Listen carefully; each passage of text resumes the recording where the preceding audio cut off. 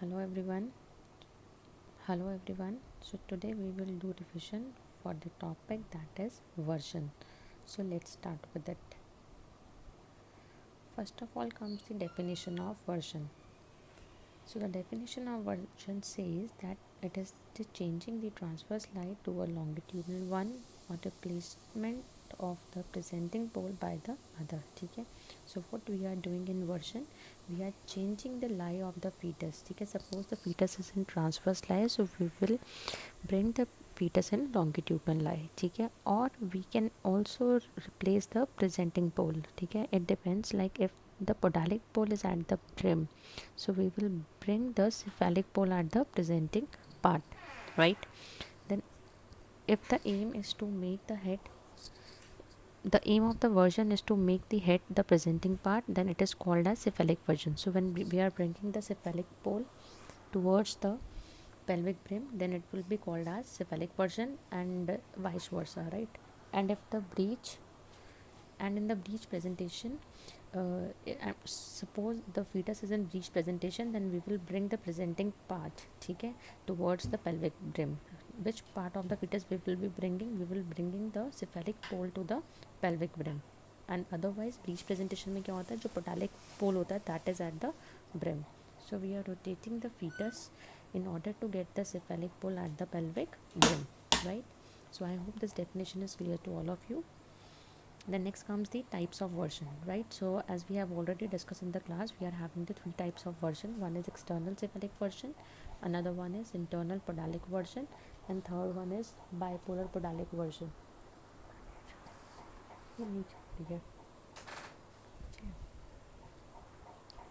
Fridge पे. So we are having three types: external version, right? Then internal podalic version, and third one is bipolar podalic version, right? So we will be discussing one after another.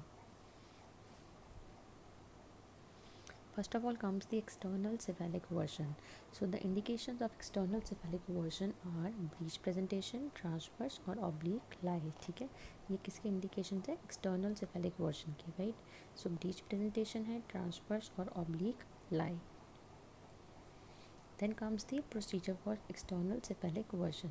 So external cephalic version में what we are doing is like there will be no anesthesia required, ठीक है, as the pain is a safeguard against rough manipulation. So इसमें anesthesia हमने use नहीं करना when we are doing the external cephalic version.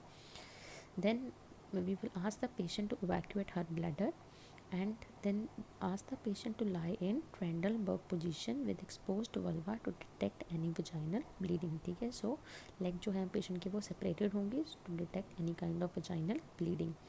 Then next आता है the fetal position. So the fetal position is determined and the fetal heart sound is auscultated. ठीक है. We will determine the fetal position and then we will auscultate the fetal heart sound, right? Then comes the step.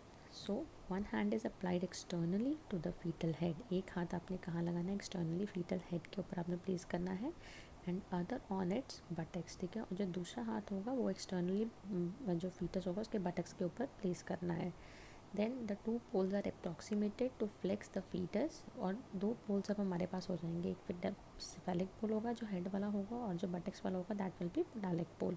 So the two poles are approximated to flex the fetus, and rotation is done by the two hands simultaneously to bring the head lower down. ठीक है.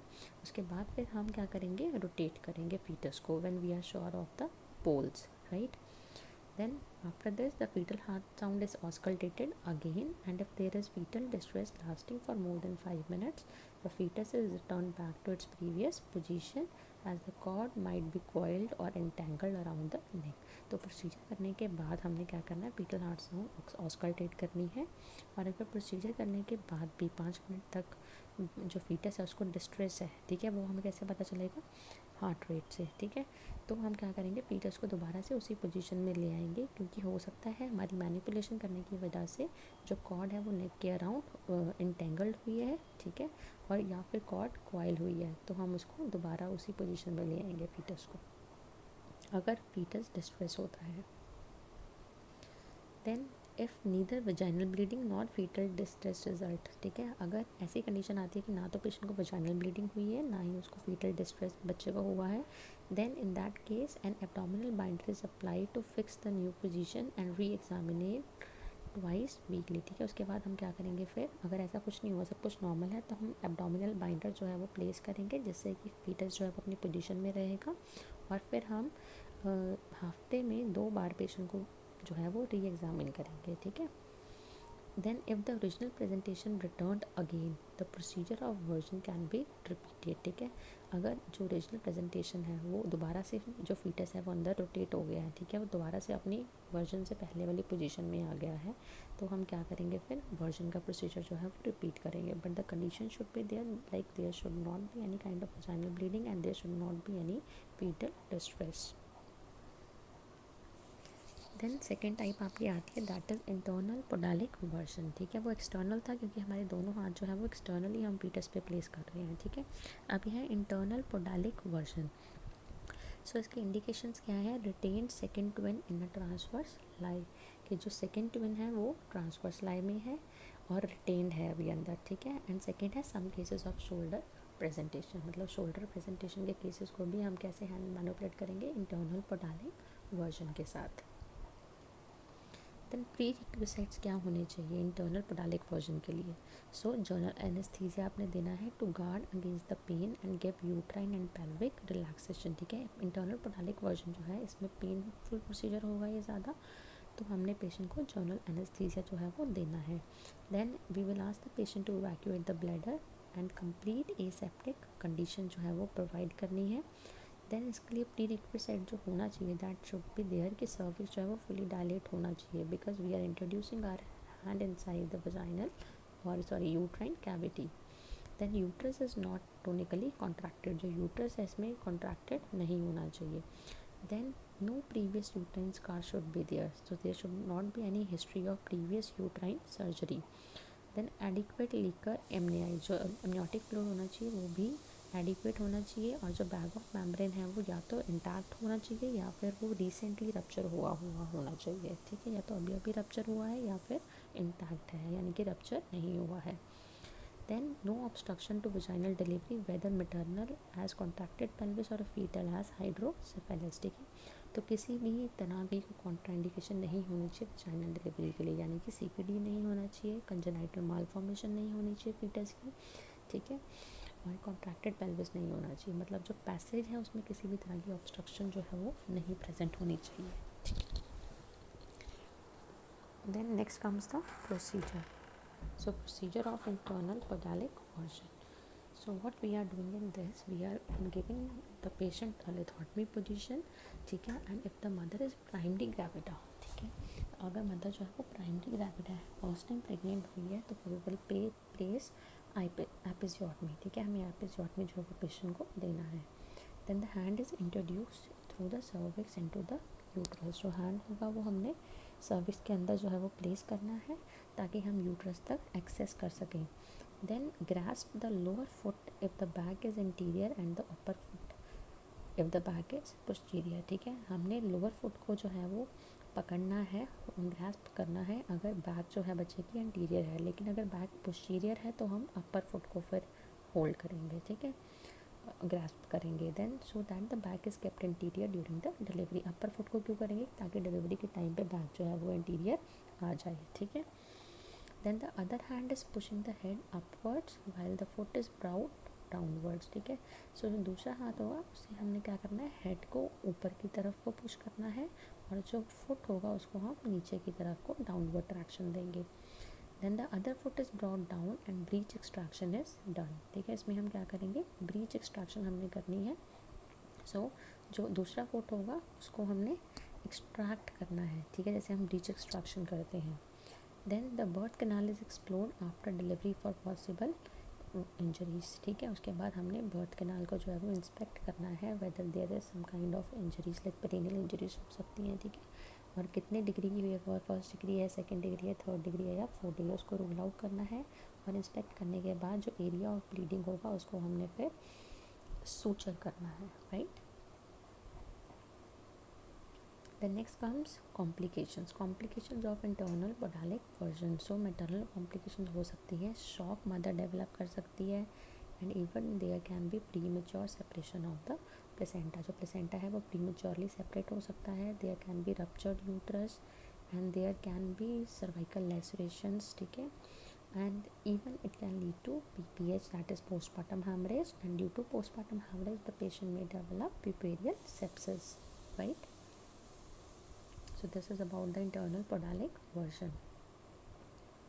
Then foetal की complications आती हैं internal podalic version में. जो foetus है ना, he और she can develop asphyxia due to premature separation of the placenta और इंटेंगलिंग ऑफ द कॉर्ड, ठीक है. जो फीटस है उसको एस्फिक्सिया हो सकता है due to premature separation of placenta and cord entanglement. Then comes complications of breech delivery, ठीक है. फीटल कॉम्प्लिकेशन में वो सारी कॉम्प्लिकेशंस आएंगी इंटरनल पोडालिक वर्जन में जो भी ब्रीच डिलीवरी में भी आती हैं, ठीक है. नर्व इंजरीज हो सकती हैं इसके अंदर. देन लास्ट आपका आता है बाइपोलर पोडालिक वर्जन, ठीक है. सो जो बाइपोलर पोडालिक वर्जन है, it is outmoded of modern obstetrics, ठीक है. And what all are the indications in bipolar podalic version is it was done in a partially dilated cervix, ठीक है. ये कब किया जाता था? पार्शियली डायलेटेड सर्विक्स में, मतलब सर्विक्स जो है वो पूरा डायलेट नहीं होता था. और हम क्यों करते थे इसे? To correct the transverse lie in a dead और मार्केडली प्रीमेच्योर फीटस. मतलब प्रीमेच्योर फीटस है अगर ट्रांसवर्स लाई में है, या फिर अगर डेड फीटस है और ट्रांसवर्स लाई में है, उस केस में ये किया जाता था पहले. Then it has also been like it has we were doing this particular procedure in case of compression of placenta previa. like placenta previa क्या होता है? Low lying placenta, and if there is compression of placenta previa तो उस case में भी ये bipolar podalic version जो है वो किया जाता था, राइट.